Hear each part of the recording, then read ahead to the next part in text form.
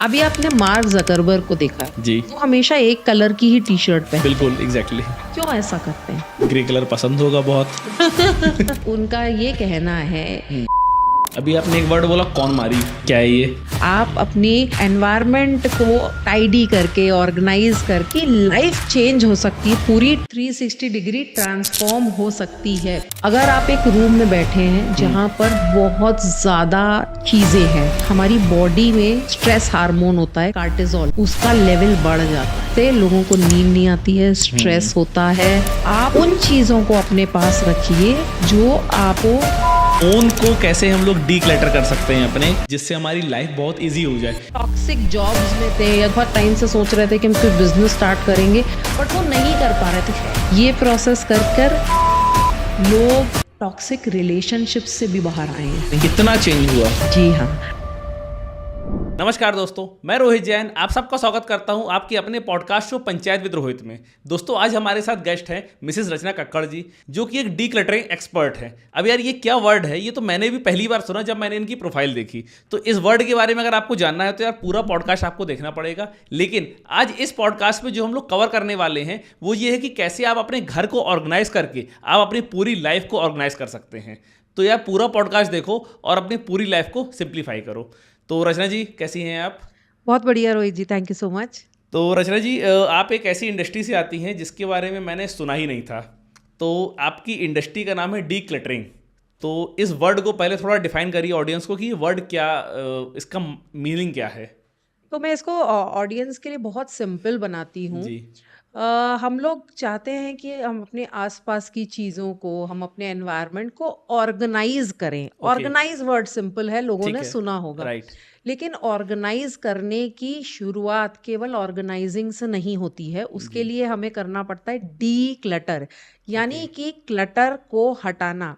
अब क्लटर क्या हो सकता है? कोई भी अननेसेसरी अनवांटेड चीज जो आप यूज नहीं कर रहे हैं, वो क्लटर है। तो ओके उसको हटाना इज डी क्लटरिंग। अगर आपके सामने 100 चीजें हैं और उसमें से खाली आप 10 चीजें यूज करते हैं, तो बाकी की जो 90 चीजें हैं वो क्लटर है। उसको कैसे आइडेंटिफाई करना, उसको कैसे समझना कि ये चीज़ें हमारे लिए अननेसेसरी हैं, हमें इसकी ज़रूरत नहीं पड़ेगी, और उसको डी क्लटर करना, और फिर बची हुई चीज़ों को अपने प्रेफरेंसेस के हिसाब से ऑर्गेनाइज करना। ये होती है डी क्लटरिंग और ऑर्गेनाइजिंग की टेक्निक।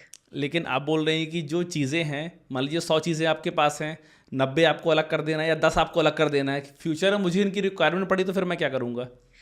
तो ऐसा हमें लगता है, जी बट क्या होता है, ये कॉन्सेप्ट लाइफ के संग भी बहुत इंटरेस्टिंगली अप्लाई करता है, जी और हम इसको बोलते हैं रिसोर्सफुलनेस।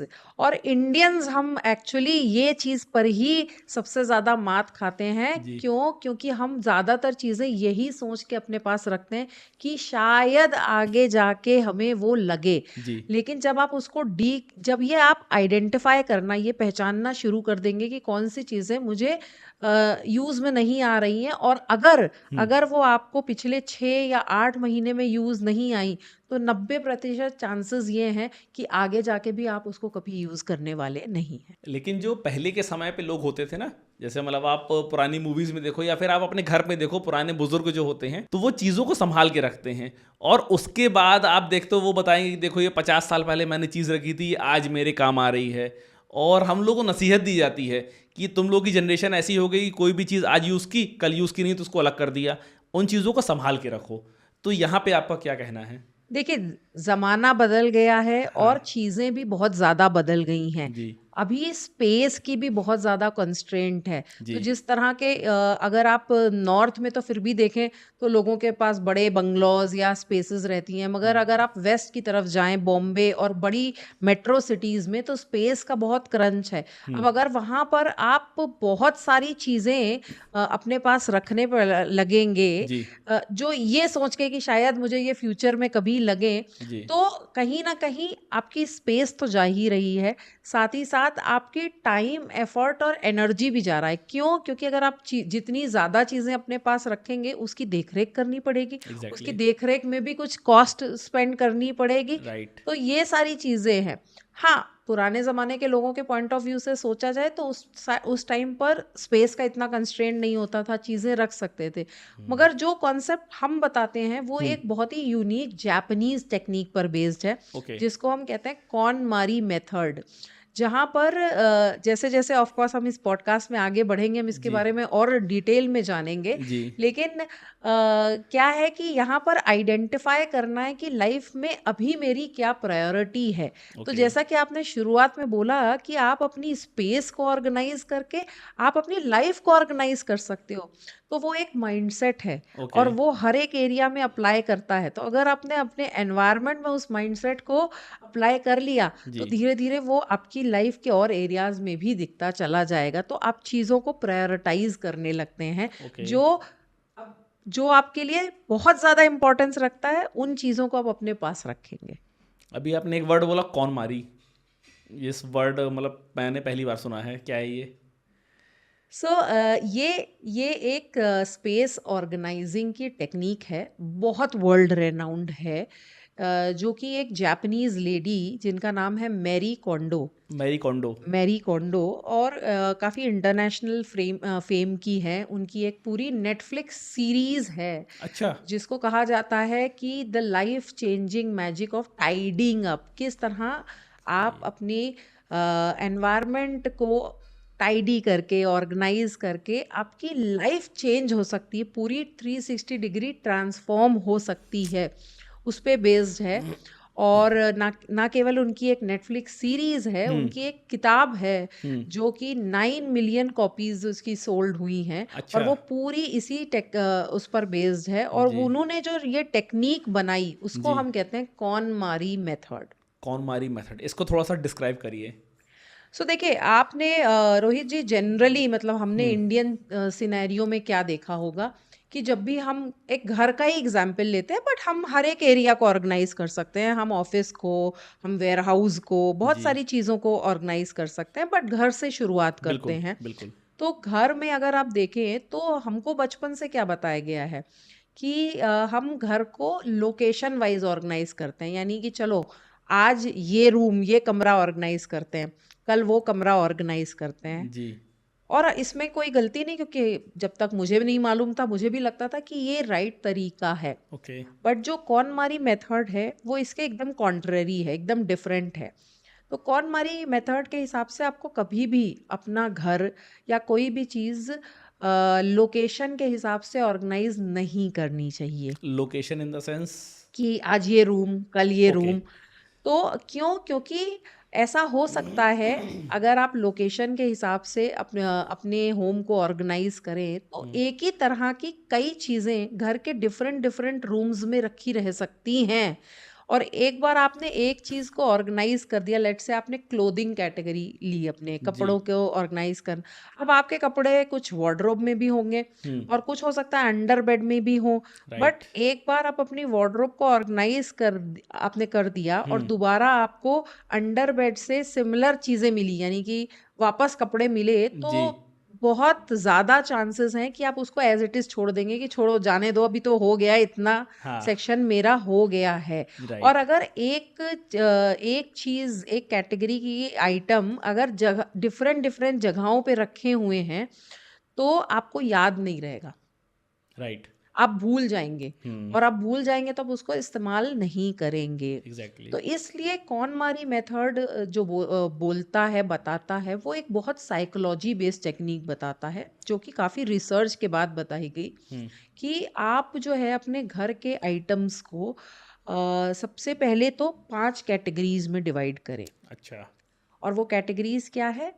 सबसे पहले क्लोथिंग कैटेगरी, ठीक है। जिसमें क्लोथ्स में आपकी एसेसरीज भी आ जाती है, मतलब कपड़े तो आते ही हैं, साथ ही साथ आपके फुटवेयर या पर्स या बेल्ट्स या जो भी एसेसरीज क्लोथिंग के साथ मैच होती है वो सारी आ जाती है। ठीक है। उसके बाद सेकंड आपकी कैटेगरी आती है बुक्स। ओके। अब हम लोग दर्शक इससे बहुत ज़्यादा रिलेट कर पाएंगे जी। कि बहुत सारी बुक्स हम खरीदते हैं, हाँ ये सोचते हैं कि हम शायद इसको कभी पढ़ेंगे, हाँ तो ऐसा भी होता है कि हम वो खरीदते हैं और कभी नहीं पढ़ते। हाँ, रखी है बहुत सारी। ऐसा भी होता है कि हम उसको खरीदते हैं, आधी पढ़ते हैं, हमें नहीं अच्छी लगती, फिर भी हम उसको रखे रहते हैं ये सोच के कि शायद इसको फ्यूचर में हम कभी पढ़ेंगे। हाँ, कभी मन हुआ। हाँ, और ऐसा भी होता है कि हमने कोई बुक पढ़ ली, हमें बहुत अच्छी लगी, पढ़ के छोड़ दिए और फिर भी रखे रहे उसको। ओके। तो बुक्स एक काफ़ी बड़ी कैटेगरी है। इसी तरह से आजकल बहुत सारे कोविड के बाद से वर्कशॉप, सेमिनार्स ये सब होने लगे हैं। तो उसमें जो सेमिनार मटेरियल और बुक्स मिलती हाँ हैं, हाँ वो लेकर आते हैं। जब आप वर्कशॉप अटेंड करते हैं और सोचते हैं अब तो मैं इसको पूरा इम्प्लीमेंट कर दूंगा, लाइफ चेंज हो जाएगी, राइट लेकिन शायद हफ्ता 10 दिन के बाद कभी उसको उठा के भी नहीं देखते, वो ऐसा ही कहीं पड़ा धूल खा रहा होता है। Right right. तो इस तरह से बुक्स एक बहुत बड़ी ठीक कैटेगरी है, है। 2 हो फिर गया। बुक्स के बाद आता है पेपर, पेपर। पेपर्स या ओके डॉक्यूमेंट्स, ओके। ये भी बहुत बड़ी कैटेगरी है। ठीक है। छोटा सा एग्जाम्पल आपको देती हूँ हम्म। कि बहुत सारे लोग यूज्ड जो चेक बुक्स, पासबुक होती है, हाँ उनको बहुत ज़्यादा संभाल के रखते हैं, ठीक है। यही सोच के कि शायद ये कभी हमको फ्यूचर में लगेगा। लगेगा, राइट। और इसके अलावा क्रेडिट कार्ड के बिल्स, हाँ, जबकि आपकी ईमेल पर डिजिटल कॉपी आ रही है, लेकिन वो फिर भी आप रखना है। फिजिकल कॉपी को संभाल के रख रहे हैं, या राइट। बैंक स्टेटमेंट्स की कॉपी होगी। तो इस तरह पेपर भी एक बहुत बड़ी कैटेगरी है ओके। जिसमें हम काफ़ी सारी अनवांटेड चीज़ें रखते हैं। ठीक है। उसके बाद जो नेक्स्ट कैटेगरी आती है उसको हम जापानीज में बोलते हैं कुमोनो, कुमोनो। जिसका मतलब होता है मिसलीनियस आइटम्स। ओके। यानी कि जो भी चीज़ आपकी पहली 3 कैटेगरी, क्लोथ्स, बुक्स, पेपर, इनमें नहीं आ रही है, और एक और लास्ट कैटेगरी है जी। उसमें नहीं आ रही, वो सब आपकी कुमोनो में आती है। कुमोनो में। तो ओके। यानी कि आपके जो किचन के आइटम्स हो गए वो सब कुमोनो में आ गए। ठीक है। फिर आपके कॉस्मेटिक्स या इस तरह के और भी जो स्टेशनरी, जितने मिसलीनियस आइटम्स हैं राइट। वो कुमोनो में आ गए। ओके। और लास्ट और सबसे इम्पोर्टेंट होता है emotional items. Emotion. Emotional items, emotional item. जी ये क्या हाँ, होते हैं? जैसे कि आपने स्टार्टिंग में बताया था हाँ कि हमारे दादा दादी ये लोग बहुत सारी चीज़ें ऐसे रखते थे ये सोच के कि शायद ये हमें कभी लगे, या ये इसने हमें दिया है, ये गिफ्ट हमें मिला है। अब भले ही हमें पता है कि उस चीज़ की हमारे लिए अभी कोई वैल्यू नहीं है, या हम उसको यूज़ नहीं करने वाले, मे बी कभी कभी ऐसा होता है गिफ्ट्स में बहुत सारे आइटम हो जाते हैं जो ऑलरेडी हमारे घर पे हैं, राइट। मगर किसी ने हमें गिफ्ट दिया हुआ है, फिर भी हम उसको रखे हुए हैं। हम उसको शायद इसलिए रखे हुए कि हम कभी जाएंगे किसी के घर गिफ्ट देने तो वो गिफ्ट दे देंगे। हाँ, या तो ये सोच के, या फिर इमोशनल आइटम, जैसे कि राइट। फॉर एग्जाम्पल अगर आपका शादी का एल्बम। लहंगा या हाँ ड्रेस है, हाँ। तो वो इमोशन, वो कपड़ा नहीं है, ओके। क्योंकि आपको पता है वो आप रोज नहीं पहनने वाले, आप उसको इस्तेमाल नहीं करने वाले, वो एक इमोशनल आइटम है। ओके।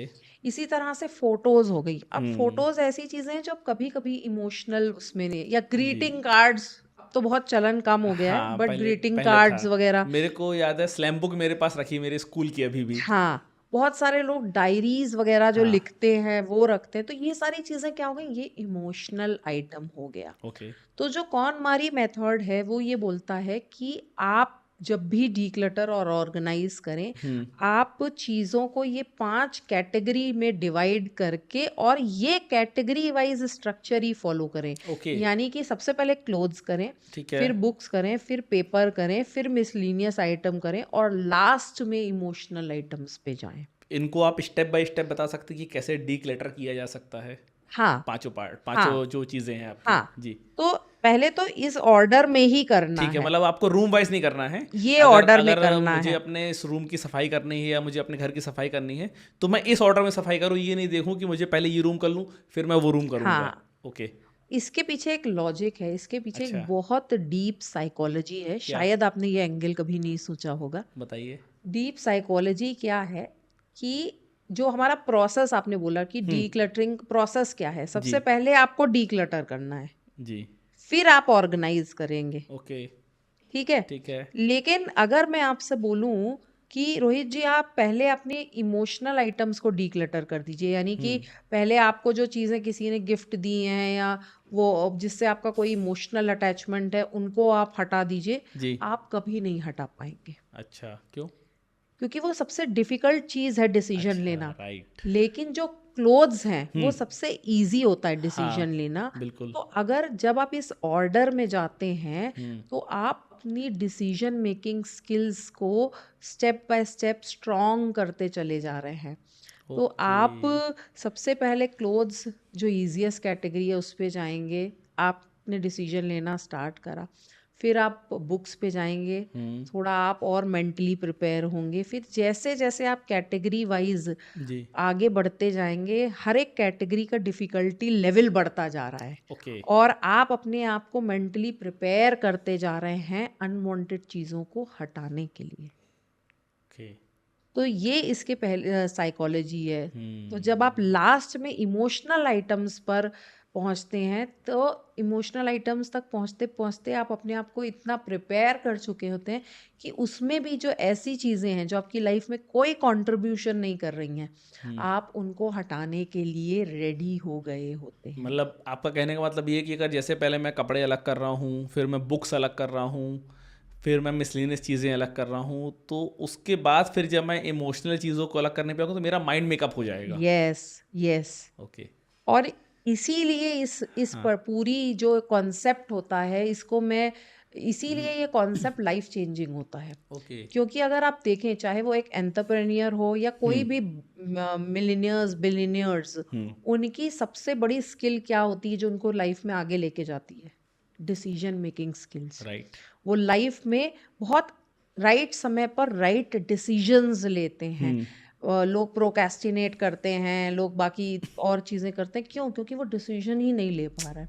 तो जब एग्जैक्टली। आप मटेरियल चीज़ों पे डिसीजन लेना शुरू कर देते हैं तो आप लाइफ के और एरियाज में भी वही पर्सन बनते चले जाते हैं और ओके। इसलिए ये मेथड लाइफ चेंजिंग या ब्रेक थ्रू आपको देता है। 4 चीज़ें तो देखिए मुझे समझ में आ गई कि मतलब आप अपने कपड़े अलग कर दीजिए जो फालतू के हैं, बुक्स अलग कर दीजिए, मिसलेनियस सामान आप अलग कर दीजिए। एक चीज़ मुझे समझ में नहीं आई, इमोशनल वाला एंगल। अब जिन चीज़ों से आप इमोशनली अटैच हैं तो उनको आप किस तरीके से डीक्लटर करें, कितनी चीज़ें आप अपने पास रखें, कितनी चीज़ें आप अलग कर दें, ये कैसे आप डिसाइड करेंगे? देखिए ये पूरा कॉन्सेप्ट जी। जो आपने बोला कि डीक्लटर कैसे करना कैसे है, करना है, यहाँ मैं एग्जैक्टली। ये डिसीजन लूं, राइट। तो यहाँ पर एक आता है ट्विस्ट। और वो ये है कि दो जो ये कॉनमारी मेथड है हाँ। वो आपको बताता है कि आप उन चीज़ों को अपने पास रखिए जो आपको खुशी दे, ओके। हैप्पीनेस दे। ठीक और है। हम लोग इस कॉन्सेप्ट में उसको बोलते हैं कि keep those thing that spark Joy for you. Okay. तो इस पूरे प्रोसेस में जब आप क्लोथ्स, हम लोग एक बहुत ही ब्यूटीफुल प्रोसेस करते हैं डीक्लटरिंग के टाइम जी। कि सबसे पहले हम हर एक आइटम को निकाल कर सब चीज़ एक कैटेगरी की सामने रखते हैं आंखों के सामने। ओके। ये फर्स्ट स्टेप है। अच्छा, पूरा सामान निकाल के। सब निकाल कर सामने रख लेना है। ठीक तो है। वार्डरोब अगर आप कर रहे हैं तो ये नहीं सोचना कि आज इस सेक्शन का ही सामान निकालें, नहीं, सब कुछ आपकी आंखों के सामने होना चाहिए। ठीक है। ये सबसे बड़ा स्टेप होता है। क्यों? क्योंकि बहुत सारे लोगों को इस टाइम पर ही एक बहुत गहरा रियलाइजेशन होता है कि मेरे पास इतनी सारी चीजें हैं मगर मैं इनमें से खाली 20% चीजों को यूज कर रहा हूँ। राइट। और ये रिसर्च है। रिसर्च कहती है कि लोग अपने 80% कपड़ों में से खाली 20% कपड़ों को ही फैक्ट यूज है। करते हैं। फैक्ट है। फैक्ट है, मेरे साथ भी ऐसा ही होता है। तो ये सबसे इम्पोर्टेंट स्टेप है।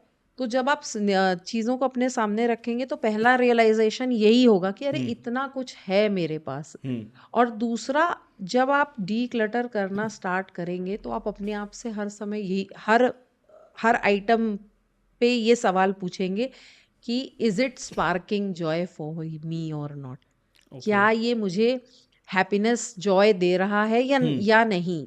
ओके। तो आप देखेंगे कि लोगों को ये रियलाइज होता है कि वो बहुत सारी चीजें खाली ऑब्लिगेशन के लिए कर रहे हैं लाइफ में, अच्छा। खाली रखने के लिए रख रहे हैं हम ये चीजें। हाँ, कि मेरे पास है, हाँ, मुझे इसकी कोई रिक्वायरमेंट नहीं है। और ना ही ये मुझे हैप्पी कर रहा है। छोटा सा एग्जाम्पल देती हूँ। आप चीजें खरीद लेते हैं, सेल में, हाँ बिल्कुल। डिस्काउंट्स में, hmm, buy one get one free में, लेकिन क्या आपको एक्चुअल उसकी ज़रूरत होती है? नहीं होती है। नहीं होती एग्जैक्टली। तो आप उसको ले तो आए, फिर आप घर आए हम्म, और आपने देखा कि या तो इसका मटेरियल नहीं अच्छा है हम्म, या इसकी फिटिंग नहीं अच्छी है, लेकिन आप उस समय डिसीजन ही नहीं ले पाए कि ठीक है इसको मैं हटा दूं या डीक्लटर कर दूं। आप फिर भी एक ऑब्लिगेशन समझ के उसको रखे रहेंगे कि चलो ठीक है अभी पैसा खर्च कर दिया है तो इसको पहन लेते हैं, हाँ एक दो बार पहन लेता हूँ। पहन लेते हैं। राइट। तो कहीं ना कहीं वो आप ऑब्लिगेशन जबरदस्ती में वो चीज कर रहे हैं, वो लाइफ में आपको खुशी नहीं दे रही है। राइट। और ये पूरा उसके कॉन्सेप्ट पे बेस्ड है कि भाई जो चीज खुशी दे रही है आप धीरे धीरे लाइफ में उन चीजों को आइडेंटिफाई करना शुरू करेंगे जो आपको लाइफ में खुशी देती है। और ये पूरा कॉन्सेप्ट उसी के अराउंड बेस्ड है। तो इसी कॉन्सेप्ट को कॉनमारी मेथड बोलते हैं जी पूरा। हाँ, हाँ जी। ये मतलब इसकी स्टार्टिंग कैसे हुई थी, कब स्टार्ट हुआ ये? कॉनमारी मेथड तो काफ़ी पॉपुलर है इंडिया के बाहर। और मुझे लगता है ऑलमोस्ट 10-15 साल पहले मैरी कोंडो ने इस मेथड की वो करी थी काफ़ी रिसर्च के बाद। और यूके में, यूएस में बहुत पॉपुलर है। इनफैक्ट वहाँ पर इस पूरी करियर को बोला जाता है प्रोफेशनल ऑर्गेनाइजिंग। Professional organising. हाँ। तो और इंडिया में भी इसका कुछ है? सर ये इंडिया में एक बहुत ही इमर्जिंग इंडस्ट्री है। ओके। यूएस यूके में ये एक लगभग $1 बिलियन इंडस्ट्री है। $1 बिलियन? यस। मतलब ऑर्गेनाइजिंग की इंडस्ट्री। ऑर्गेनाइजिंग की इंडस्ट्री इंडिया में अभी भी एक न्यू कॉन्सेप्ट है, एक इमर्जिंग कॉन्सेप्ट है। लोगों को बहुत सारी रेसिस्टेंस है मगर अभी ये बहुत ग्रो कर रहा है। स्पेशली अगर आप देखें मेट्रो और टियर 2 सिटीज़ में ये काफ़ी ग्रो कर रहा है। ओके। क्योंकि जो लोग अपने समय को वैल्यू देते हैं हम्म, वो लोग चाहते हैं कि जो एक्सपर्ट्स हैं वो आकर हमारे लिए ये काम करें। तो इस इंडस्ट्री में करियर बनाया जा सकता है? बिल्कुल पैसा बिल्कुल है इसमें? बिल्कुल मतलब लोग आपको आपका घर ऑर्गेनाइज करने का पैसा पे कर सकते हैं? बिल्कुल। कैसे? मतलब ये थोड़ा सा इसको मेरे मतलब एलिब्रेट करिए, ये चीज़ मुझे समझ में नहीं आ रही है कि मतलब क्या ऐसा कोई पर्टिकुलर कोर्स होता है, सर्टिफिकेट कोर्स होता है, किस टाइप के क्लाइंट्स आपको मिलते हैं, आप उनके लिए क्या काम करते हो, वो आपको कितना पे करते हैं? तो देखिए ये डेफिनेटली कोर्स होता है क्योंकि ये खाली ये एक कॉन्सेप्ट है। कोई भी इंसान पहले कॉन्सेप्ट से रिलेट करेगा ओके। तो ही वो आपकी सर्विस को बाय करेगा। ओके। तो पहले तो ये कॉन्सेप्ट है डेफिनेटली। जो लोग अपने समय की वैल्यू करते हैं जैसे मैंने बोला, जिनको ये पता है कि अगर मैं 2 घंटा अपने घर को ऑर्गेनाइज करने में स्पेंड करूं, जी। वो 2 घंटे में मैं मे बी 10 करोड़ रुपए कमा सकता हूँ, तो मैं क्यों करूँ? मैं किसी एक्सपर्ट को बुलाऊं राइट। जो मेरे लिए ये चीजें कर सके। तो बिल्कुल। इस तरह के लोग जो हैं, जो एनआरआईज या सीईओज या बहुत सारे एक्टर्स हमारे क्लाइंट हैं जिनको बाय प्रोफेशन बहुत ज़्यादा सामान रखना होता है ओके। लेकिन उनके पास समय नहीं है उसको ऑर्गेनाइज करने के लिए, प्रॉपर वे में रखने के लिए, वो लोग इस तरह की सर्विसेज को लेते हैं। बट जो चीज़ मेरी है, मतलब अगर मेरा घर है, अब वो कोई भी प्रोफेशनल बंदा कैसे बताएगा कि इसमें क्या चीज़ आपको अलग करनी है? हाँ, तो देखिए जैसा कि मैंने बोला कि ऑर्गेनाइजिंग में फर्स्ट स्टेप होता है डीक्लटर करना। राइट। तो जो डीक्लटर का डिसीजन है वो क्लाइंट लेता है। अच्छा, वो क्लाइंट लेगा। वो ओके। क्लाइंट का डिसीजन होता है क्योंकि उनकी चीजें हैं, उनको डिसीजन लेना है क्या रखना है और क्या हटाना है। राइट। एक बार वो हो गया फिर जो ऑर्गेनाइजिंग का प्रोसेस होता है वहां पे हम स्टेप इन करते हैं कि उतनी ही स्पेस में आप किस तरह से स्पेस ऑप्टिमाइजेशन कर सकते हैं और बेस्ट अपनी चीजों को ऑर्गेनाइज कर सकते हैं ताकि जब आपको जरूरत पड़े तो वो आपको इमीडिएटली मिल जाए, आपको ढूंढना ना पड़े। अच्छा, ठीक है। और कितना पैसा मिलता है इसके लिए? सो देखिए इसमें डिफरेंट जो लोग अपना करियर बनाना चाहते हैं इस इंडस्ट्री में, तो डिफरेंट वो होते हैं, सर्टिफिकेशन प्रोग्राम्स है। हमारा भी एक सर्टिफिकेशन प्रोग्राम है ओके जिसमें आप इनरोल करके इस प्रोग्राम को सीख सकते हैं। अगर आपको इसको एज अ बिजनेस बनाना है, क्योंकि मैं खुद 4 साल से इस इंडस्ट्री में हूँ, अच्छा। तो वो भी आप सीख सकते हाँ, हैं। उसके बारे प्लस में थोड़ा बताइए, मतलब कैसे सीख सकते हैं आप और कितना पैसा कमा सकते हैं? हाँ, तो जैसा कि मैंने बोला कि सबसे पहले तो हम लोग आप ये प्रोग्राम को सीख सकते हैं, मतलब ऑनलाइन हमारे 1-to-1 कंसल्टेशंस होते हैं, ओके। उसके थ्रू आपको बता दिया जाएगा। और किस तरह सीखना एक बात होती है, लेकिन हाँ। बिजनेस एंगल क्या राइट। लाके सीख सकते हैं। तो एग्जैक्टली। अगर आप देखें तो इसमें हमारे डिफरेंट वर्टिकल्स हैं। अच्छा। हमारे क्या क्या वर्टिकल्स हैं? एक तो हमारा होम ऑर्गेनाइजिंग का वर्टिकल हो गया, जहाँ पे हम सर्विसेज प्रोवाइड करते हैं। ओके। इसके अलावा हमारे पास बहुत सारे फॉरेन क्लाइंट्स भी हैं, अच्छा। यानी कि clients from Germany, Dubai, middle east भी हैं क्लाइंट्स, जिनको हम ये ऑनलाइन सिखाते हैं। यानी अच्छा। कि हम एक DIY मॉडल चलाते हैं, यानी कि do it your self. Okay. हम सर्विसेज बहुत एक्सपेंसिव है, अगर आप अफोर्ड नहीं कर सकते तो आप इसको सीख लीजिए और ओके। खुद के लिए इम्प्लीमेंट कर लीजिए। ठीक है। और ऑब्वियसली उसकी सस्टेनेबिलिटी ज़्यादा बढ़ जाती है, क्योंकि आप खुद सीख कर एक एक चीज़ को इम्प्लीमेंट कर रहे हैं। बिल्कुल। तो वो एक रहता है मॉडल। ठीक है। फिर इसी तरह से ये ऑफिसेज में बहुत ज़्यादा वो हो सकता है, बिकॉज ऑफिस में इसका क्या यूज़ है? देखिए हम क्या बोलते हैं, हाँ। Time is money. राइट। ठीक है। ठीक है। अगर आपको कोई इम्पोर्टेंट पेपर चाहिए, लेट्स से आपके वहाँ कोई इंस्पेक्शन चल रहा है या फिर कोई गवर्नमेंट अथॉरिटी की इंस्पेक्शन चल रहा है, और आपने अपने एम्प्लॉय को बोला कि ये डॉक्यूमेंट मुझे ढूंढ के ला के दो, ओके। और वो एम्प्लॉय ने आपका आधे घंटे लगा दिए एक डॉक्यूमेंट ढूंढने में। ठीक है। लेकिन अगर आपके ऑफिस में हर एक डॉक्यूमेंट प्रॉपरली ऑर्गेनाइज्ड है हाँ। और आपके एम्प्लॉय ने 5 मिनट में वो डॉक्यूमेंट आपको ढूंढ के दे दिया, तो आपके जो है कितने मिनट सेव हो गए? 15 मिनट सेव हो गए। एग्जैक्टली। अब वो 15 मिनट में आपका एम्प्लॉय और कोई प्रोडक्टिव काम कर सकता है, जिससे कंपनी का और प्रॉफिट जनरेट हो। तो बात एक छोटे से डॉक्यूमेंट की नहीं है, टाइम। बात ये है कि कितना मैन आवर उस पर खर्च हो रहा है, कितनी वेस्टेज हो रही है। मैंने ऐसे ऐसे केसेस देखे हैं कंपनीज में और ऑर्गेनाइजेशंस में, जहाँ पर डुप्लीकेशन ऑफ वर्क हो जाता है, क्योंकि उनको पता ही नहीं सिस्टमैटिकली कि हर एक चीज़ डॉक्यूमेंट्स कहाँ रखे हैं, है नहीं है, और वापस कोई बैठ के उसको बना रहा है जब ज़रूरत हुई। तो ये क्या हो रहा है? ये आपकी वेस्टेज ऑफ मैन पावर हो रही है। अमेरिका में एक सर्वे हुआ था, जी। उसमें बताया गया था कि छोटी सी चीज़ है कि आप पासवर्ड भूल जाते हैं हाँ। कितनी, क्योंकि आप मल्टीपल जगहों पर अपना ईमेल आईडी या वो बनाते हैं, बिल्कुल। लॉगिन्स बनाते हैं, और आप पासवर्ड भूल जाते हैं। और फिर आप इजीएस्ट चीज़ क्या होती है कि उसको रीसेट कर लीजिए, यानी कि दूसरा दोबारा पासवर्ड बना लीजिए। जनरेट कर लीजिए। राइट। लेकिन इस पूरे प्रोसेस में आप बिलीव नहीं करेंगे, सालाना $25,000, क्योंकि यूएस में आर्ली पेमेंट्स होते हैं, हाँ। $25,000 का लॉस हो रहा था कंपनी को। ये सिंपल सी चीज़ अगर एक एम्प्लॉय की कैलकुलेट की जाए, और उस फर्म में लगभग 500 एम्प्लॉयज थे। नहीं, लॉस कैसे हो रहा था? क्योंकि आप ये लॉस्ट पासवर्ड्स में लगभग 5 से 10 अच्छा, मिनट हफ्ते का वेस्ट कर रहे थे। टाइम जो आप उस पे कंज्यूम कर रहे थे। हाँ। Okay. So that's how time is money. But आपको लगता है कि इंडिया जैसी कंट्री में, कि मतलब जहाँ पे लोगों के पास फुर्सत ही फुर्सत है, जैसा हम लोग देखते हैं, तो वहाँ पे कोई इस चीज़ पे पैसा खर्च करेगा?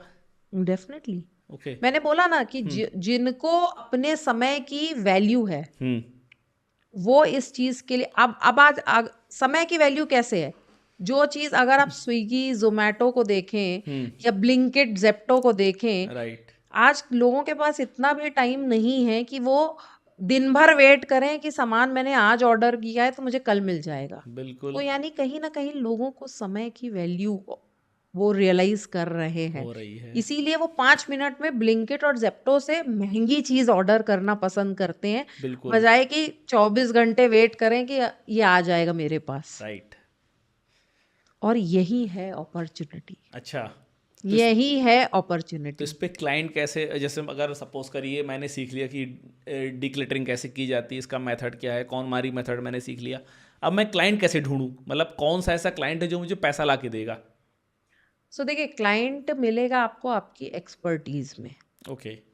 इस पर्टिकुलर प्रोसेस को सिखाने का या इम्प्लीमेंट करने का आप कहीं ना कहीं 500 रुपये घंटा से लेके 5,000 रुपये घंटा तक चार्ज कर सकते हैं। अच्छा, मतलब इस चीज़ को सिखाने का? सिखाने का है नहीं, हाँ। As a service also. अच्छा, एज ए सर्विस ऑल्सो। हाँ, तो तो ये अगर आप मुझे देखें तो अगर मैं पर्सनली जी किसी के वहाँ जाती हूँ जी एज अ सर्विस प्रोवाइड करने, तो मैं 3,000 to 5,000 rupees per hour charge करती हूँ। ओके, तो ये आवरली बेसिस पे वर्क करता है। क्योंकि यहाँ पर आप चीज़ों से अंदाज नहीं लगा सकते, यहाँ पर आप अपना टाइम दे रहे हैं। हाँ, कि मतलब किस घर में कितना टाइम लग हाँ, गया या किस आपने स्पेस वार्डरोब तो में। देख ली कि ठीक है, राइट। इतनी छोटी वार्डरोब है, जी। लेकिन उसके अंदर जो सामान है उसको ऑर्गेनाइज करना, क्लाइंट को ये डिसीजन हेल्प करना, डीक्लटर करने में डिसीजन दिलवाना, इन सब चीज़ों में आपका टाइम जा रहा है। तो राइट। यहाँ पर वैल्यू है आपके टाइम की। आप टाइम, क्लाइंट को टाइम बचवा रहे हैं, वैल्यू आपके टाइम की भी है। राइट। मैं आपको एग्जाम्पल देती हूँ, जी। शायद थोड़ा और सिंपल हाँ, बनाकर बिल्कुल। करे जी कि टाइम की वैल्यू कैसे है, किस तरह। अभी आपने मार्क जकरबर्ग को देखा, जी, वो हमेशा एक कलर की ही टी शर्ट पहनते हैं, बिल्कुल एग्जैक्टली। है ना, राइट। ग्रे कलर की, हाँ, जहां ग्रे तक मैं, grey grey, plain T shirt without grey, any logo. Yes yes, grey colour की ही पहनते हैं। अब वो क्यों ऐसा करते हैं? ग्रे कलर पसंद होगा बहुत। फेवरेट नहीं, कलर उनसे होगा। उनसे पूछा गया, अच्छा। वो ये उनका ये कहना है कि मैं सुबह के टाइम, लेट्स से ऑफिस के लिए जब रेडी हो रहा हूँ, अब अगर मैं 50 डिफरेंट वैरायटी और कलर्स की चीज़ें रखूंगा, और ये हम सबके संग होता है, तो शायद मैं सुबह 10 मिनट खड़ा होके ये सोचूं कि मैं इनमें से आज क्या पहनूंगा। ओके। और वो 10 मिनट मेरे लिए बहुत कीमती है, क्योंकि मैं 10 मिनट में 10 करोड़ कमा सकता हूँ। Okay. That's what he thinks, उनके टाइम की वैल्यू है। तो मैं क्यों वार्डरोब के सामने खड़े होकर 10 मिनट वेस्ट करूं ये सोचने में कि आज मैं कौन सा कपड़ा पहनूं? तो मेरे पास सब एक कलर के हैं, मैं I don't want to spend my energy okay. And mind in the small petty decisions. Life के ये छोटी चीज डिसीजंस पे मैं बड़ी डील पे क्या स्पेंड करूंगा, मैं हाँ, उसमें right time right spend right करूँ राइट। ना। तो मतलब उन्होंने एक ही कलर की सारी टी शर्ट परचेज यस, कर रखी तो है। छोटे छोटे डिसीजंस पर हम ज्यादा टाइम, एफर्ट और एनर्जी ना खर्च करें, ऐसे बिल्कुल। डिसीजंस पे खर्च करें जो हमें लाइफ में बड़े चेंजेस या बड़े वो देने वाले हैं। राइट। अच्छा मैम, एक वर्ड है वास्तु, कि मतलब लोग ना अपने घर पे वास्तु एक्सपर्ट्स को बुलाते हैं कि हमारे घर में क्या वास्तु दोष है और क्या चीज़ें सही नहीं है, किचन हमारा सही बना कि नहीं बना, बेडरूम हमारा सही बना कि नहीं बना। तो डी क्लटरिंग और वास्तु का क्या रिलेशन है? अभी रिसेंटली आप इंटरनेट पे ढूंढिएगा, एक रील बहुत वायरल हुई थी, एक वास्तु शास्त्र की थी, जी। कि वो उन्होंने कहा कि वास्तु का सबसे बेसिक प्रिंसिपल है डी क्लटर योर होम। अच्छा। तो वास्तु में सबसे पहले वो यही बताते हैं कि डी क्लटर करिए। अगर आपने डी क्लटर कर लिया, आपका 50% वास्तु जो है सॉर्ट हो जाएगा, सही हो जाएगा घर का। लेकिन उस पर दिशा कैसे चेंज होगी भाई? मान लीजिए आपने घर की साफ सफाई कर ली, आपने घर को ऑर्गेनाइज कर लिया, लेकिन वास्तु दोष है जो कि जो चीज़ नॉर्थ में होनी चाहिए वो साउथ में है, या जो चीज़ ईस्ट में होनी चाहिए वो वेस्ट में है, वो कैसे चेंज हो जाएगा आपका? वो चेंज नहीं होगी, तो Okay. ऑब्वियसली वहां पे उनका काम आता है, लेकिन वास्तु में बताया जाता है Okay. कि आपको डी क्लटर करना है जी। और ऑर्गेनाइज करना है। अगर आपने डी क्लटर कर लिया तो आपका 40 to 50% जो घर की एनर्जी होती है वो चेंज हो जाएगी। अच्छा। आप एक बचपन में जाइए, आपने मतलब हमारे पेरेंट्स या नानी दादी के टाइम पे जाइए, जी। वो लोग एक चीज बोलती थी कि बहुत समय तक कोई भी सामान बंद नहीं रहना चाहिए, हाँ। है ना। तो यानी तो उसको साल में एक बार ओपन करके धूप दिखा धूप लो, दिखा लो। या खोल के वापस रीऑर्गेनाइज करके वापस रख दो।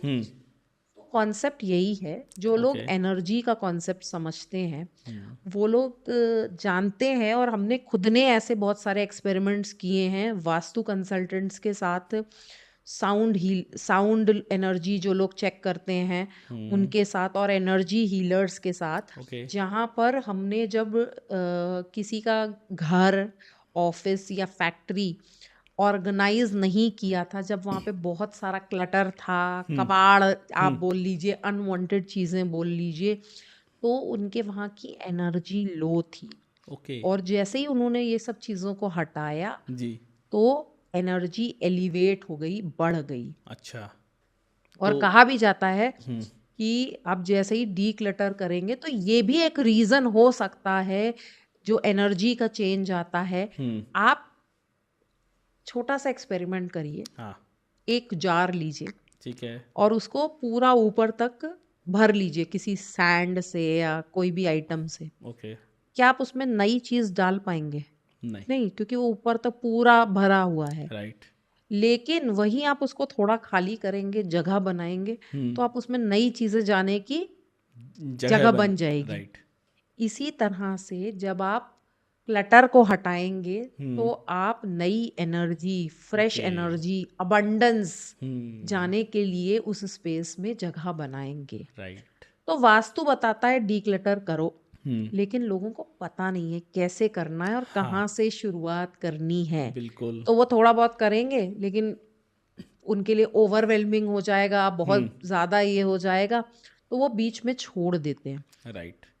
हम बताते हैं कैसे करो। अच्छा। हाँ, तो वास्तु बताता है why why. Why you should declutter, right. और बाकी एनर्जी और दिशाएं और वो सारा। बिल्कुल। हम बताते हैं हाउ यू शुड डीक्लटर। घरों में छत में लोगों के सामान पड़ा रहता है, तो उससे भी क्या घर की एनर्जी डाउन होती है? बिल्कुल ओके। बिल्कुल। लेकिन वो तो हमारे घर के मतलब स्पेस पे नहीं है ना, वो तो हमारे पास एक्स्ट्रा स्पेस है हमारे छत पे। देखिए, एवरीथिंग इज एनर्जी। ओके। आप कहीं ना कहीं भार तो घर के ऊपर ही डाल रहे हो ना, वो चीजें एक्स्ट्रा अननेसेसरी कबाड़ रखकर। एक इंग्लिश में सेइंग है कि every item that you own occupies space in your mind. Okay. आप ये करके देखिए, ये एक रिसर्च भी है। अगर आप एक रूम में बैठे हैं जहाँ पर बहुत ज़्यादा चीज़ें हैं, बहुत भरा हुआ रूम है, तो आप हमारी बॉडी में एक स्ट्रेस हार्मोन होता है कार्टिसोल, राइट। उसका लेवल बढ़ जाता है। अच्छा। और ये साइंटिफिक रिसर्च है, ओके। आप चाहिए तो गूगल करके देख लीजिए। तो उसका स्ट्रेस हार्मोन कार्टिसोल का लेवल बढ़ जाता है, और ओके। इससे लोगों को नींद नहीं आती है, स्ट्रेस होता है, बीपी और आगे स्ट्रेस रिलेटेड जो भी डिसऑर्डर्स होते हैं वो होते हैं। ओके। और वहीं आप एक ऐसे रूम में हैं जहाँ पे कम, मिनिमल, जितनी ज़रूरत है उतनी चीज़ें हैं, आप ज़्यादा फ्रेश, आप ज़्यादा एनर्जेटिक फील करेंगे। ओके। तो ये हमारे माइंड से भी रिलेट करता है। बिल्कुल बिल्कुल। मतलब अगर कोई बंदा ज़्यादा स्ट्रेस में है या उसकी लाइफ में बहुत सारी प्रॉब्लम्स चल रही हैं, तो अगर वो डीक्लटर करेगा तो शायद वो उन प्रॉब्लम से दूर हो सकता है। बिल्कुल, क्योंकि जैसा मैंने आपको बताया, ये एक माइंडसेट है। माइंड सेट है। आपको छोटा सा एक एग्जाम्पल देती हूँ जी। कि कोई भी इंसान, दो ही रीजन है जो वो लेट गो नहीं कर पाता, डीक्लटर नहीं कर पाता है। और वो रीजंस पता है क्या है? नंबर 1, या तो उसको फियर ऑफ फ्यूचर है, ओके। जैसा आपने बोला ना, हाँ। शायद मुझे ये कहीं जाकर आगे लगे। बिल्कुल। वो क्या है? वो फियर ऑफ फ्यूचर है। और या तो फिर उसको अटैचमेंट ऑफ पास्ट है, ओके। यानी कि ये मेरी चाचा ने, मामा ने, इन्होंने दिया था, इसलिए मेरे इमोशनल अटैचमेंट है। इमोशनल ये अटैचमेंट। दो ही रीजन है जिसकी वजह से लोग लेट गो नहीं कर पाते। ओके। इसके अलावा कोई तीसरा रीजन नहीं है। तो जब आप मटेरियल चीजों में लेट गो करना स्टार्ट करेंगे, आप इमोशनली भी लेट गो करना स्टार्ट करेंगे। लेकिन एक चीज़ मैंने और सुनी थी कि अगर आप सारी चीज़ें इमोशनली लेट गो कर दें तो फिर इंसान में और मशीन में फ़र्क क्या रह जाएगा? नहीं, देखिए इसमें वही चीज है, हाँ। आप आज में जीना सीखेंगे। ओके। आप ना तो पास्ट में रहेंगे, हम्म। ना फ्यूचर में रहेंगे। ठीक है। चेंज ब्रेक थ्रू कहाँ आता है? यही आता है। अगर इंसान प्रेजेंट में रहना शुरू कर दे तो आधी प्रॉब्लम्स वहीं सॉल्व हो जाएंगी ना। हम्म। राइट। हम या तो पास्ट में अटके रहते हैं या हम्म। हम फ्यूचर में जीते हैं। आज कोई जी ही नहीं पाते हैं, और हम्म। यही सारी प्रॉब्लम की वो होती है। मैं आपको एक, इफ टाइम परमिट्स, या। एक इंसिडेंट बताती हूँ। जी। एक बहुत ही फेमस डी क्लटरिंग और ऑर्गेनाइजिंग कंसल्टेंट हैं, आई थिंक यूएस में बेस्ड हैं। ओके। और तो उन्होंने एक लेडी के साथ ये डी क्लटरिंग का प्रोसेस किया। ठीक है। वो लेडी बहुत फैट थी, ओबीज थी। ओके। ठीक है। और उनको एक बहुत ही यूनिक आइटम कलेक्ट करने का शौक था, यानी कि ऐसी चीजें हम्म। जिस पर हिप्पोपोटामस की फोटो बनी हो। अच्छा। तो जब वो गए उनके घर में तो हम्म। उन्होंने देखा कि टॉवल्स हैं जिसमें हिप्पोपोटामस के कार्टून्स बने हुए हैं, की चेन्स हैं जिसमें हिप्पोपोटामस बना हुआ है, और बहुत सारे आइटम्स, फोटोज एक्सेट्रा, मतलब हिप्पोपोटामस का। ठीक है। तो उन्होंने उनको इस प्रोसेस के थ्रू गाइड किया कि आप डीक्लटर करिए, और फाइनली उन्होंने बहुत सारे ऐसे आइटम्स को डीक्लटर किया। मतलब जो चीज़ें हिप्पोपोटामस वाली थी, उनको लगा कि अब बेकार है, व्यर्थ है मेरे लिए, उन्होंने वो डीक्लटर किया। ओके। और उसके लगभग 1 या 1.5 महीने बाद हम्म। उन्होंने ऑलमोस्ट 20 kg वेट लॉस किया। डिक्लटर करके वेट लॉस किया। मैं बताती हूँ क्यों। हाँ। क्योंकि उनके चाइल्डहुड में एक जी। इंसिडेंट हुआ था, हम्म। जहां पर, मतलब वो क्यों कलेक्ट कर रही थी उसकी पहले बैक स्टोरी है हाँ। थोड़ी। जी। कि उनके चाइल्डहुड में एक इंसिडेंट हुआ था जहां पर किसी ने उनको बॉडी शेम किया था कि आप ओके। बहुत मोटी हैं ये ओके। बोलकर। ठीक है। तो इसलिए उन्होंने उसका एक, आप बोल लीजिए, सिंबॉलिक ये बता लिया कि हिप्पोपोटामस, और वो उस टाइप की चीजें कलेक्ट करने लगी। हम्म। बट जब उन्होंने डीक्लटर किया तो कहीं ना कहीं वो जो एक इमोशनल ब्लॉकेज जो वो बचपन से कैरी करती आ रही थी ना, हम्म। जो उससे रिलेटेड था, उन्होंने उसको भी डीक्लटर किया। तो जो आप इमोशनल आइटम्स की बात कर रहे थे ना, हाँ। क्योंकि हर इमोशनल आइटम में भी कहीं ना कहीं कोई इमोशन स्टक होता है।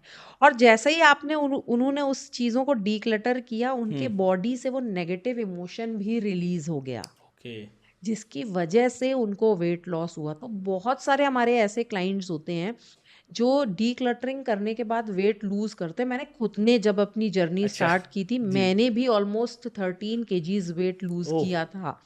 क्यों? क्योंकि मैंने वही बोला, हाँ। आप लाइफ में राइट चीजों को चूज करना स्टार्ट कर देते हो।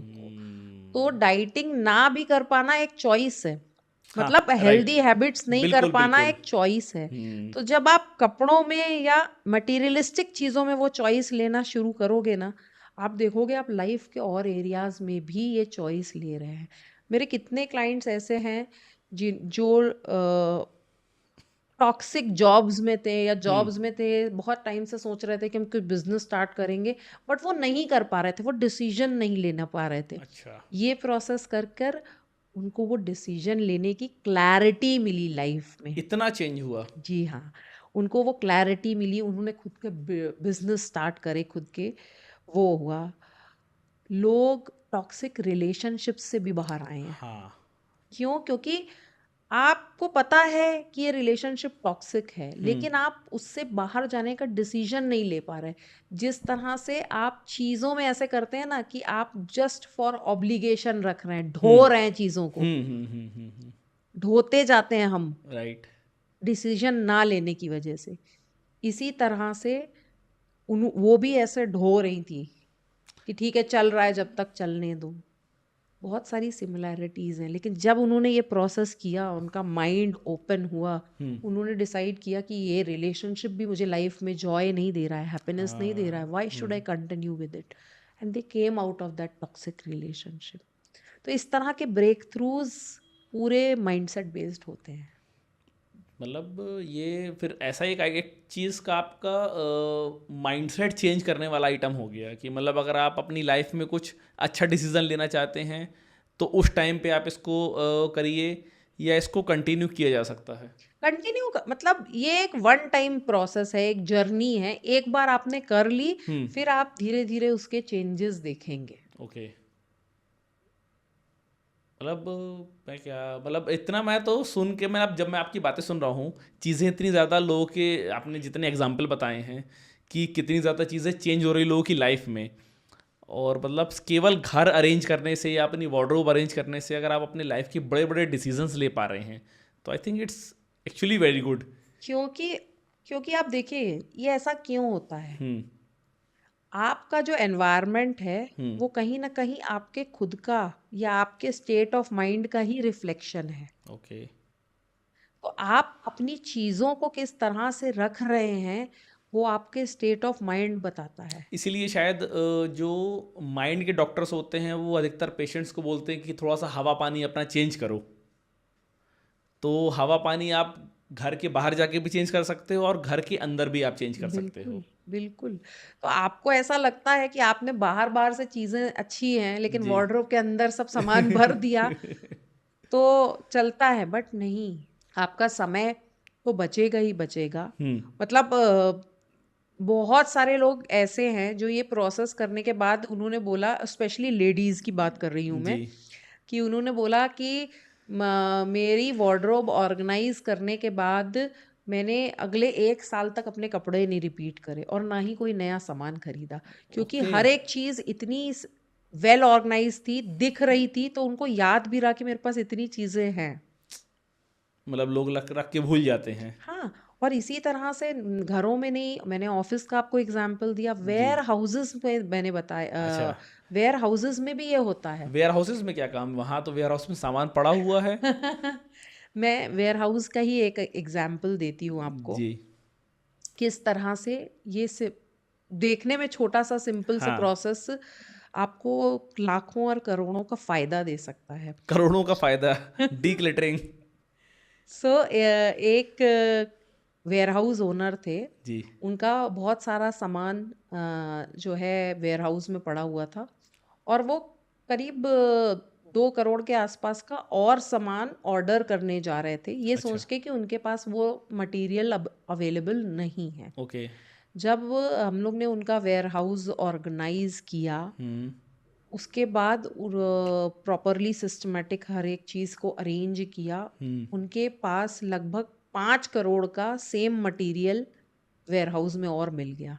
अच्छा। यानी कि उनकी कितनी कॉस्टिंग बच गई। तो वेयर बिल्कुल। हाउस में इसका बहुत बड़ा यूज है, अच्छा, क्योंकि मतलब आप, वो वेस्ट पड़ा हुआ तो लोगों को पता ही नहीं था कि ये सामान पड़ा हुआ हाँ, है हमारे तो पास। वेयर हाउस में आपके वेस्टेज एलिमिनेट हो जाती है कि कितने ऐसे आइटम, ये तो चलिए वैसे आइटम हो गए जो आपके लंबे लंबे समय तक चल सकते हैं। अगर जी। कोई पेरिशेबल आइटम्स हैं और अगर आप वो रख के भूल गए या वो प्रॉपर एग्जैक्टली। जगह पे नहीं है, तो आपका कितना वेस्टेज हो सकता है। तो इस कैसे इसको, जैसे मान लीजिए वेयर हाउस का आपने बताया, अब ऐसे लोगों के अलग अलग बिजनेसेस हैं, मेरे बहुत सारे बिजनेसेस हैं, तो यहाँ पर मैं कैसे चीज़ों को सेग्रीगेट करके और उनको याद रख सकता हूँ कि ये सामान मेरे पास है? देखिए, इसका सिंपल एक प्रोसेस है जो 4-5 स्टेप्स का है, मैं जी। बताती हूँ। जी। पहला मैंने बताया, सब चीज़ आपको सामने सामने रखनी है। निकालनी है। ठीक है। ठीक है। Then declutter. ओके। एक बार आपने डी क्लटर कर दिया, फिर आप ऑर्गेनाइजिंग पर आए। ओके। जब आप ऑर्गेनाइज करते हैं तो आप चीज़ों को सॉर्ट करेंगे। सॉर्ट यानी कि उनको कैटेगरी वाइज एक साथ रख लेंगे। ठीक है। कैटेगरी वाइज मतलब सिमिलर आइटम्स टुगेदर, जो एक से ओके। आइटम्स हैं उनको एक साथ कैटेगरी वाइज बनाकर रखेंगे। ठीक है। और उसके बाद आप उनको कंपार्टमेंटलाइज करेंगे, यानी कि उनको कंपार्टमेंट्स में रखेंगे, एक पैक्ड उसमें रखेंगे जहाँ पर छोटी छोटी चीज़ें हो तो बिखरे नहीं, देखने में भी अच्छी लगे और एक साथ रहे।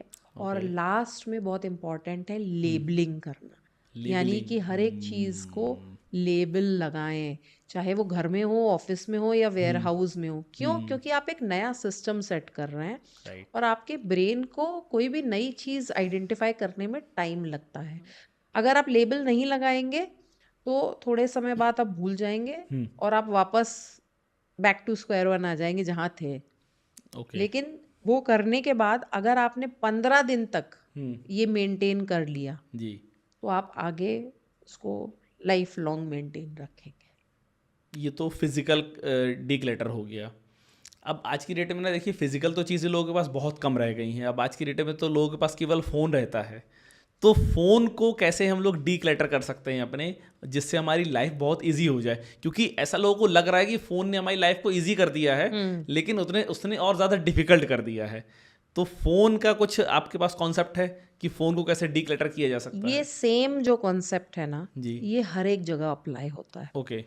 यानी कि declutter, sort and then organise. Okay. Organise करना अपने प्रेफरेंस के हिसाब से। ठीक है।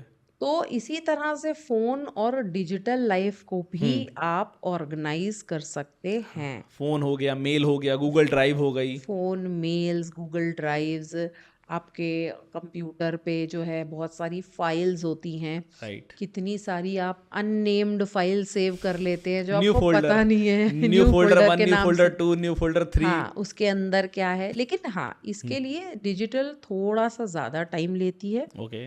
और आपको इसके लिए एक फिक्स शेड्यूल करना पड़ेगा। अगर आप सोचें कि एक दिन में बैठकर हम डिजिटल डीक्लटरिंग कर लें या फोटो को कर लें, तो वो वैसा बिल्कुल भी नहीं होगा। ओके। आपको एक शेड्यूल बनाना पड़ेगा कि मे बी पीरियोडिकली आप कब कब वो रेगुलर बेसिस पे कर रहे हैं। तो ठीक है। आप मे बी हफ्ते में एक बार या 10-15 दिन में एक बार या महीने में एक बार ऐसा डिसाइड करके, ऑफ कोर्स इसका भी प्रोसेस है। अच्छा। इसमें भी कैटेगरी वाइज आप चीज़ों को स्टोर करते हैं, यानी कि same concept exactly fundamental same है, खाली उसका इम्प्लीमेंटेशन अलग अलग एरियाज में होता है। इस पे लेकिन एक चीज़ मुझे समझ में नहीं आ रही कि अगर किसी को डीक्लटर सीखना है तो मतलब मिनिमम कितने टाइम का कोर्स है? मिनिमम कितने टाइम का कोर्स है जो उस पे वो सीख सकता है? देखिए, अगर आपको खुद के लिए जी। मतलब अपनी लाइफ में हाँ। इम्प्लीमेंटेशन के लिए सीखना है, तो हमारा 1 मंथ से लेके 2 मंथ तक का प्रोग्राम है, ओके। जिसको आप ऑनलाइन सीख सकते हैं और ठीक है। बाकायदा 1-to-1 सेशंस के थ्रू इम्प्लीमेंटेशंस होता है। ठीक है। अगर आपको इसको एज अ बिजनेस सीखना है कि कैसे आप उसको मतलब डोमेन नॉलेज भी लेके आए और फिर बिजनेस इम्प्लीमेंटेशन भी लाएं, जी। तो उसका हमारा 3 to 4 मंथ्स का प्रोग्राम है। ओके। तो इस पे आप बेसिकली आप लोग सिखाएंगे कि कैसे चीज़ों को ऑर्गेनाइज किया जाएगा अलग अलग फील्ड में, घर के उसको, लिए। हाँ, उसको हम डिफरेंट एरियाज में आप कैसे चूज कर सकते हो, उसमें से आप अपने इंटरेस्ट के हिसाब से कौन सी नीश सेलेक्ट कर सकते हो। ओके। और फिर हम उसमें आपको अप्रेंटिसशिप अपॉर्चुनिटी भी देते हैं, जहाँ पर आप अगर आप बॉम्बे में बेस्ड है या दिल्ली वगैरह में, तो आप उसमें फिजिकल हमारे संग प्रोजेक्ट्स पे वर्क करके प्रैक्टिकल एक्सपोजर भी लेंगे, ओके। तब आपको ये सर्टिफिकेशन अवार्ड होता है। मैक्सिमम कितना पैसा इस पे आपने अभी तक चार्ज किया है किसी भी क्लाइंट से? मैंने बताया ना कि मैंने अभी रिसेंटली एक क्लाइंट से अप्रोक्सीमेटली 3 दिन का मैंने 1,50,000 चार्ज किया था। 3 दिन का 1,50,000? वो क्लाइंट ने वो पैसा आपको पे किया? हाँ, तो हम लोग क्लाइंट से हमारा मतलब पॉलिसीज ऐसी हैं, हम लोग जी। एडवांस पेमेंट लेते हैं fifty okay. Percent and 50% on completion of the project. Okay. मतलब बहुत पैसा है इस फील्ड में, लोग डेफिनेटली। पैसा कमा रहे हैं।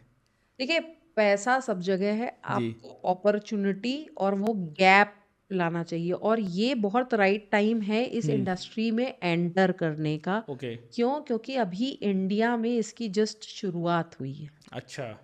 हाँ, इंडिया में क्योंकि मैंने ही बहुत पहली बार सुना, तो अभी इंडिया में कोई ऐसा पर्टिकुलर कोई यूनिवर्सिटी या कॉलेज नहीं आया इस फील्ड में उतरा कि जो इसके कोर्सेज लेके आएगा। करेक्ट, और हो करेक्ट। सकता है फ्यूचर में ये भी आ जाए। हाँ, हाँ, हाँ, डेफिनेटली, और जब ये आएगा तब इस पे शायद शायद जॉब रोल्स बढ़ेंगे फिर। डेफिनेटली बढ़ेंगे, क्योंकि स्पेस की तो मार है। क्रंच है ही, राइट, मारामारी है राइट। ही इंडिया बिल्कुल। में। तो अगर आपको कोई बताए ऐसी चीज जहां पर आप उतनी ही स्पेस में ज्यादा सामान स्टोर कर सकें, तो आप अपना टाइम, एनर्जी, एफर्ट सब कुछ बचा रहे हैं ना, पैसा। Right, right, right, right, right. Rachna ji, आपने एक बुक लिखी है, मतलब आप इतनी मल्टी टैलेंटेड हैं कि मैं क्या बताऊं। बुक के बारे में थोड़ा सा बताइए, क्या बुक का नाम है, क्या आपने सोचा इस बुक के बारे में और क्यों लिखी ये? तो मेरी दो दो बुक्स अच्छा, हैं। दो बुक हैं, ओके। मुझे एक के बारे में पता था, दूसरी के बारे में भी आप बताइए। तो मेरी एक पहली बुक है, हाउ जी। To increase your net worth. How to increase your net worth, okay. हाँ, उस वो कोई फाइनेंशियल बुक नहीं है, हाँ। मतलब मैं कोई फाइनेंशियल एक्सपर्ट नहीं हूँ। हम्म। उसका नाम है कि किस तरह से आप अपनी माइंडसेट में चेंजेस लाकर हम्म। अपनी नेट वर्थ को बना सकते हैं, बढ़ा अच्छा। सकते हैं। यानी कि लाइफ में हर एक चीज़, क्योंकि मैंने लाइफ में खुद बहुत सारे अप्स एंड डाउन्स देखे हैं, तो ओके। लाइफ में वहाँ उस बुक में मैंने अपने पूरे इस एक्सपीरियंस को बहुत ही छोटे छोटे एक्शनेबल स्टेप्स के थ्रू और रियल लाइफ एग्जाम्पल्स डाल डाल के रखा है। तो वो अमेज़ॉन पे अवेलेबल है, आप पढ़ सकते हैं। बहुत ही सिंपल टू इम्प्लीमेंट स्टेप्स है। और दूसरी मेरी बुक है organise your space, organise your life. Okay. वो इससे ही रिलेटेड है, डीक्लटर से रिलेटेड डीक्लटर है। से रिलेटेड है। और उसमें भी मैंने छोटे छोटे एक्शनेबल स्टेप्स किस तरह से आप अपनी लाइफ में इम्प्लीमेंट करके ये पूरे प्रोसेस को इम्प्लीमेंट कर सकते हैं। सेकंड बुक तो ठीक है डीक्लटर से, लेकिन फर्स्ट बुक में मुझे इंटरेस्ट है कि आप जब आपने उस पर बात की नेटवर्थ की, तो इसके बारे में थोड़ा सा और मुझे एलिब्रेट करिए कि डीक्लटर करके कोई बंदा अपनी नेटवर्थ या अपना पैसा कैसे बढ़ा सकता है, ये कैसे वेरी पॉसिबल है? Good question. तो जैसा कि मैंने बोला कि अबंडेंस, एनर्जी, डेफिनेटली इसका खेल है। जी। तो आप वेस्टेज को रिड्यूस करते हैं। ओके।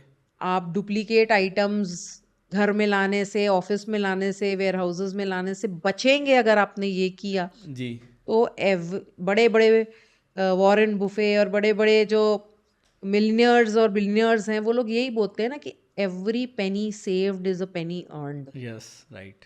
तो आप पहली चीज ये, अगर आप वेस्टेज हटा रहे हैं तो आप डेफिनेटली पैसा बढ़ा रहे हैं। ओके। ठीक है। और दूसरा, आप अपना टाइम बचा रहे हैं। हाँ, time is money. Time is money. तो अगर आप सुबह वार्डरोब के सामने, और स्पेशली ये मतलब मेरी लेडीज क्लाइंट्स हमेशा ये लेके आती हैं कि जी। उनकी यही समस्या होती है कि मेरे पास पूरी वार्डरोब भरी होगी लेकिन मेरे पास पहनने को कुछ कपड़े नहीं है। ये तो तो यूनिवर्सल प्रॉब्लम है लेडीज की। हाँ, तो ये यूनिवर्सल प्रॉब्लम हमने सॉल्व करी, क्योंकि ओके। इसके प्रोसेस के बाद लेडीज हमारे पास आई जिन्होंने बोला कि हमने शॉपिंग कम कर दी और हमने जो है मतलब हमारे पास इतने कपड़े हैं जो, तो ऐसा नहीं, चीजें हैं लेकिन हमें दिखती नहीं है। तो हम उनके लिए टाइम क्रिएट करके देते हैं। ओके। तो लोगों ने यहाँ तक की शेयर किया कि जो हम सुबह 10-15 मिनट ऑफिस जाने के पहले, या जो मतलब ऑफिस जाने के पहले हम खड़े होकर सोचते थे कि क्या पहनना है, वो प्रॉब्लम हमारी सॉल्व हो गई। तो ओके। अगर आप सोचिए कि अगर आपने सुबह वो 10 मिनट भी सेव कर लिए जी। एक दिन में, जो आप सुबह वार्डरोब के सामने खड़े होकर या घर में अपनी चाबियां या चश्मे ढूंढने में टाइम वेस्ट कर रहे हैं, राइट। तो आपने हफ्ते में और साल में कितना समय बचाया, और उस समय में आप क्या नया कर सके। Right. Very good. Rachna ji, कुछ टिप्स आप देना चाहेंगे लेडीज़ को, बेसिक टिप्स कि मतलब जिसको ये कोई कोर्स ज्वाइन नहीं करना है, जिसको डीक्लटरिंग सीखना नहीं है, लेकिन उसके बाद भी वो अपना घर कैसे ऑर्गेनाइज कर सकती है? तो जैसा कि मैंने बताया, ये सिंपल स्टेप यही है अच्छा। कि पहला डीक्लटर करें, फिर सॉर्ट करें, फिर ऑर्गेनाइज करें और लेबल करें।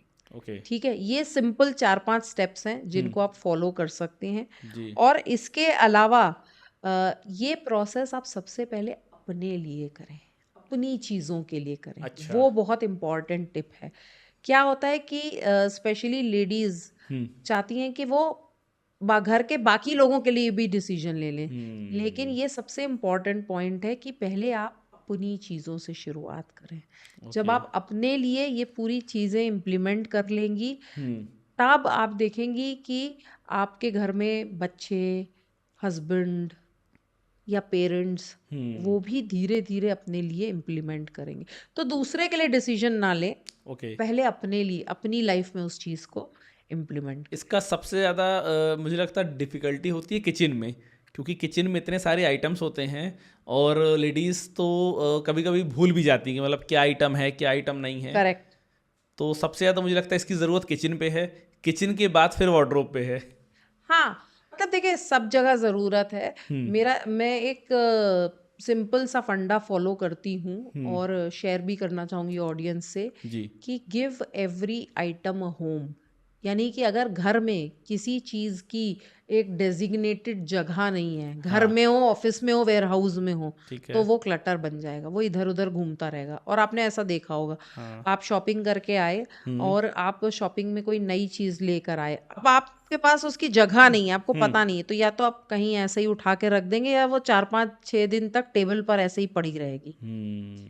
तो कोई भी चीज़ लाने के पहले घर में ये सोच लें कि इसको हमें रखना कहाँ है, इसकी कहाँ जगह बनेगी।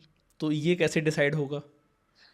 मैं तो सिंपल फंडा फॉलो करती हूँ, स्पेशली क्लोथ्स के मामले में भी, कि अगर मैं एक आइटम लेके आ रही हूँ तो मैं 4 आइटम पहले डी क्लटर करती हूँ अच्छा। और जगह बनाती हूँ, ओके। फिर ही मैं एक नया आइटम लेके आती हूँ। तो अपने घर में सिंपल सी टिप है, हर एक चीज को एक डेजिग्नेटेड स्पॉट दे दे, जगह दे दे। अगर हर एक चीज की जगह रहेगी, कभी भी आपके घर में क्लटर नहीं रहेगा, क्योंकि क्लटर वही होता है जिस चीज की जगह नहीं होती, जिसको रखने की कोई स्पॉट नहीं दिया है हमने, वो इधर उधर घूमता रहता है। तो पहले के ज़माने पे जैसे लोग डायरी में गुलाब का फूल छुपाते थे और 20 साल बाद अपने प्रेमी की फोटो निकाल के दिखाते हैं, तो ये क्या कर दे लोग। नहीं नहीं, मैंने सिंपल चीज बोली ना, इवन आपके इमोशनल आइटम, हर एक चीज को एक जगह दे दीजिए, कहाँ उसको रखना है, उसकी एक अरे तो डेजिग्नेटेड वही तो जगह। इशू आ रहा है ना कि लोग अपनी पहला प्यार भूल नहीं पा रहे हैं, दूसरा प्यार कर रहे हैं तो वो इतना ज़्यादा माइंड में हो गया क्लटर कि वो डी क्लटर ही नहीं हो पा रहा है और यहीं से लोगों की लाइफ बिगड़ रही है। हाँ, तो डी क्लटर करने का हमारा देखिए सिंपल प्रोसेस है, आप इसको जी। इम्प्लीमेंट करिए, आपको दिखेंगे लाइफ में चेंजेस। चलिए रचना जी, अच्छा अगर आपसे कोई डी क्लटरिंग सीखना चाहता है तो उसके लिए क्या कोई ऑनलाइन प्रोसेस है कि आप ऑफलाइन सिखाती हैं या 1-to-1 कंसल्टेशन लेती हैं?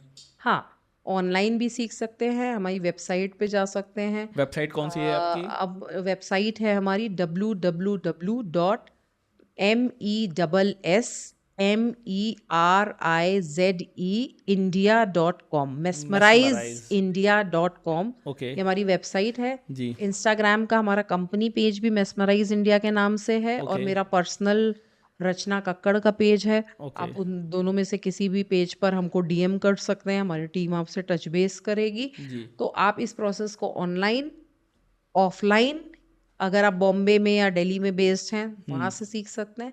और अगर आप हमारे साथ अप्रेंटिसशिप करके ऑन फील्ड सीखना चाहते हैं तो वो भी कर सकते हैं।